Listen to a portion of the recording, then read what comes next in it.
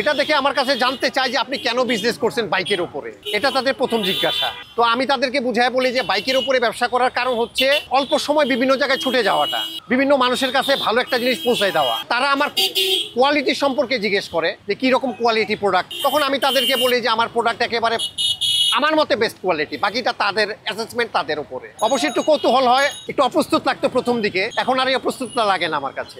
মানুষজন আমাকে আর উৎসাহ দিয়েছে এই ব্যাপারে। এটা ডায়াগ্রামটা তৈরি করা হয়েছে অনলাইন বিক্রির জন্যই। আমাদের প্রথম অর্ডারটা ছিল আমার 3 কেজি পরিমাণ মাল। আমি প্রথমে যে স্কুলে গিয়েছিলাম, সেই স্কুলের সামনে এক ভদ্রলোক আমার প্রোডাক্টটা নিয়েছিল, পরবর্তীতে উনি আমাকে ফোন করে প্রোডাক্টটা নিয়েছে আমার কাছ থেকে। ব্যবসা দিয়ে আপনি অনেক দূর পৌঁছাইতে পারবেন, যেটা চাকরি বা অন্য পেশাতে সম্ভব না। এটা অনলাইনে সন্দেহের জায়গার কারণ হচ্ছে আমাদের দেশের অনেক অনলাইন বিজনেসম্যান মানুষের সাথে প্রতারণা করে। তারা যে প্রোডাক্টটা দেখায় সেই প্রোডাক্টটা তারা ডেলিভারি দিতে পারে না। অনলাইনও করি, আমি আউটলেটে বিভিন্ন মানুষের কাছে পৌঁছাই দেওয়ার জন্য, আমার প্রচারণার জন্য আমি রাস্তায় নেমেছি। এই পর্যন্ত আমি সেই রকম কোনো বিড়ম্বনার সম্মুখীন হই নাই প্রশাসন থেকে বা কারোর কাছ থেকে। আমি বিড়ম্বনার সম্মুখীন হই নাই।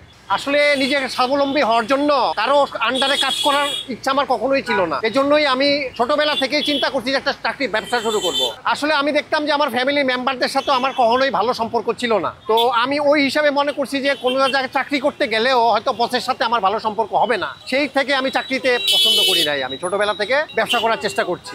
আমি অনেক সময় অন্যায় প্রতিবাদ করার জন্য আমার বাবার সাথে আমার অনেক সময় ফ্রিকশন হয়েছে। তো এখন আমি মনে করছি যে যদি অন্যায়ের প্রতিবাদ করি, তা বসের সাথেও যেখানে চাকরি করবো সেখানে বসের সাথে আমার ফ্রিকশন হইতে পারে। এজন্যই আমি চাকরি করতে কখনোই পছন্দ করি না ছোটবেলা থেকে। এতে আমি ছোটখাটো ব্যবসা, বিভিন্ন রকম ব্যবসার সাথে ইনভলভ ছিলাম, স্বাধীন ব্যবসার সাথে আমি ইনভলভ ছিলাম। যেখানে আমার মনের খোরাক বা মনের ইচ্ছা আমি প্রকাশ করতে পারছি, সেই ধরনের ব্যবসায় আমি করছি। বাইকটাকে মনে করলাম যে ঢাকা শহরে যে স্পেসগুলা বিভিন্ন জায়গাতে, এখানে দোকান বসানোটা কঠিন, বিভিন্ন রকম অসুবিধা হয়। তো ওই পরিপ্রেক্ষিতে আমি বাইকের ওপরই আমার দোকান বসানোর চিন্তা ভাবনা করলাম।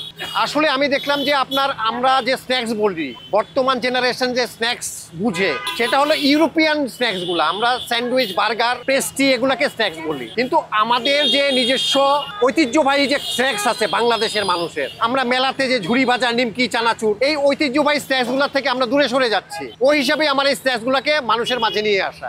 এটা আমি গ্রামের বাড়িতে বেড়াতে যেতাম, তখন যারা এগুলো প্রফেশনালি তৈরি করতো, ওদের সাথে মিশতে মিশতে আমি এটা বানানোর আয়ত্ত করে ফেলি। এটা বানালে আমার বেনিফিট হচ্ছে, বেনিফিটের যতটা তার চেয়ে বেশি বেনিফিট হচ্ছে, আমি মানুষের মাঝে একটা নির্ভেজাল, স্বাদু, টাটকা জিনিস দেওয়ার চেষ্টা করছি। আর এটা আমার টোটালি হোমমেড, বাসায় তৈরি, এবং এটা অত্যন্ত স্বাস্থ্যকর পরিবেশে তৈরি।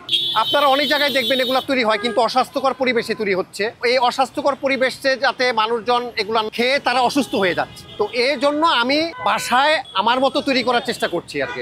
এটা আমি ইউজুয়ালি রাতের বেলা তৈরি করি এবং সকাল এবং দুপুরে আমি এটা বিক্রি করি।